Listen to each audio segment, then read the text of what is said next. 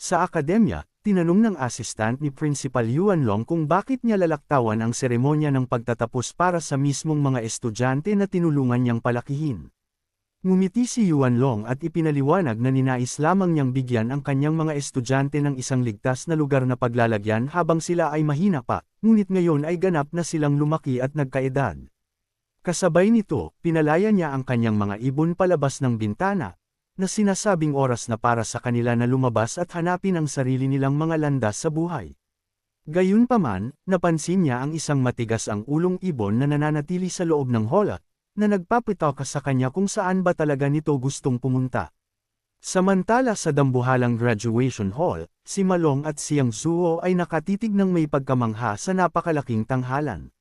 Napagtanto nila na ibinuhos ng akademya ang lahat ng pagsisikap upang tanggapin ang mga pangunahing pinuno ng mga guild. Nagtaka si Malong kung paano nagawa ni Na Chen at Gang Ting ang kanilang lihim na pagsubok, at habang tinatalakay ng dalawa ang mahigpit na mga alituntunin ng akademya, buong pagmamalaking ipinagmayabang ni Malong na tiyak na winasak ni Chen ang kompetisyon. Ngunit bigla, ang kapatid ni Gang Ting na si Gang Cheng ay nagsabi kay Malong na tumahimik at itigil ang pagpupuri kay Chen. Tumawa siya at nagangkin na si Chen ay walang kahit anong tsansa na manalo, na iginigiit na ang kanyang kapatid na si Gang Ting ay garantisadong maglalakad palabas bilang kampyon. Naiinis sa kanyang kay-abangan, ang grupo ay nagsimulang magpalitan ng mga thumbs down at mababaw na insulto pabalik-balik. Sa likod ng mga eksena ng maringal na seremonya, tumingin sa paligid si Gang Lin at napansin na ang bawat malaking guild sa bansa ay nagpadala ng kinatawan. Dahil ang buong lupo ng prestihiyosong Imperial Guild ay dumadalo, ang mga tao sa labas ay nag-uugong na sa labis na kasab-ikan na makita ang mga maalamat na figurang ito. Hindi nagtagal, ang co-founder ng Imperial Guild na si Guam Yuan at ang founder na si Titan Ming ay gumawa ng isang maringal na pagpasok upang batiin ang mga piling panauhin, na nag-udyok kay Gang Lin na tahimik na magbalak para sa darating na halalan ng lupon. Plano niyang gamitin ang mismong seremonyang ito upang makuha ang panig ng mga hindi pa nakapagpapasyang miyembro ng lupon at basagin ang kanyang pagkakatay sa boto. Sa paggawa nito, determinasyon si Gang Lin na sa wakas ay maagaw ang lubos na inaasam na upuan ng chairman para sa kanyang sarili. Tiniyak niya sa kanyang anak na si Gang Ting na si Carl, ang vice chairman ng World Guild Alliance, ang personal na mag-aabot sa kanya ng trepeo ng kampyon, na magmamarka sa simula ng kanilang pag-angat patungo sa pinakatuktok. Gayunpaman, matatag niyang binalaan si Gang Ting na huwag itong sisirain, na inuutusan itong lumabas doon, magbigay ng isang perpektong talumpati, at ipakita sa mundo kung ano ang mayroon siya. Nakadarama ng pagkasakal sa matinding pressure ng kanyang ama, nanatiling tahimik si Gang Ting habang itinusok ang kanyang kamao ng napakahigpit na nagdulot ng pagkagusot sa kanyang kasuotan.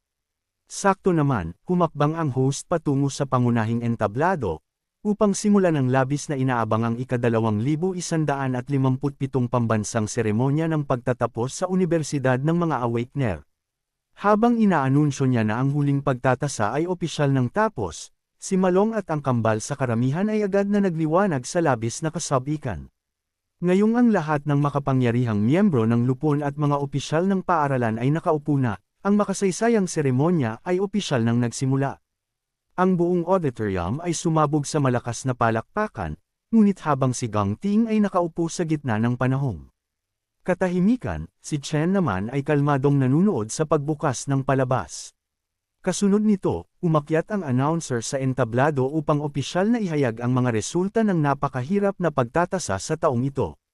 Itinuro niya ang nagniningning na gintong trepeo na naghihintay sa entablado para sa pinakamataas na kampyon.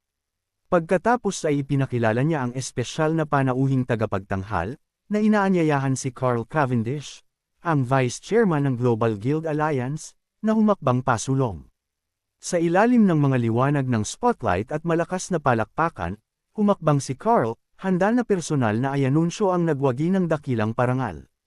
Nagsimula siya sa pamamagitan ng pagpapasalamat sa Imperial Guild para sa imbitasyon, na sinasabing isang karangalan na masaksihan ang susunod na henerasyon ng mga piling talento ng Esternia. Pagkatapos, mabilis niyang nakuha ang pansin ng lahat sa pamamagitan ng pagpapahiwatig na may isang napakahirap na hindi inaasahang bagay ang nangyari sa huling pagsubok. Dahil nabigla si Malong at ang kambal ng ganap, naghulog siya ng isang malaking bomba ng balita, na naghahayag na ang mababang antas na D-rank dungeon na itinalaga para sa pagsusulit ay aktwal na isang napakadelikado at nakatagong D-rank dungeon. Ang nakagigimbal na balitang ito ay nagpadala ng alon ng takot sa karamihan, kung saan ang mga tao ay nagbubulungan na maging ang mga profesional na koponan ay nahihirapan sa mga banta ng B-rank, at nagtataka kung paano nabuhay ang mga estudyante. Ipinagpatuloy ni Carl ang pagpapaliwanag na nang ang lahat ng pag-asa ay tila nawala na, isang bayaning estudyante ang gumamit ng purong kasanayan at walang kamali-maling teknik upang isagawa ang ganap na imposible. Inihayag niya na ang nag-iisang mandirigmang ito ay mag-isang tinalo ang B-rank dungeon boss, at ibinalik ang kanyang buong koponan ng buhay. Habang ang isang kalmadong si Chen at si Gong Ting ay nakikinig mula sa karamihan, naghanda si Carl na pangalanan ang pinakamalakas na nagtapos sa kanilang henerasyon. Itinaas niya ang kanyang kamay at opisyal na pinakilala si Gong Ting bilang kampyon ng taon. Umulan ng konfeti habang ang isang seryosong si Gong Ting ay tumayo upang tanggapin ang umuungal na palakpakan ng mga tao. Samantala, si Malong at Siang Suo ay ganap nang nawawalan ng isip, lubos na naniniwala na ang mga resulta ay tiyak na dinaya upang matalo si Chen. Nakikita ito, si Gong Cheng ay agad na nagsimulang magmayabang, na ipinapahid ang tagumpay sa kanilang mga mukha na may kasamang ngiti at ipinagmamalaki na ang kanyang kapatid ay sadyang iba ang pagkakagawa. Ang mga nakapaligid na estudyante ay naiwang namamangha, na nagbubulungan na ang pag-clear ng isang B-rank dungeon ng mag-isa ay nasa ganap na magkaibang antas kumpara sa kanilang sariling mga pakikibaka.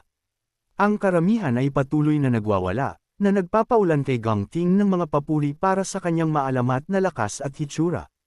Habang dahan-daw ang inaakyat ni Gong Ting ang mga hagdan ng entablado, isang kalmadong si Chen ang tahimik na nanunood sa kanya mula sa kanyang upuan.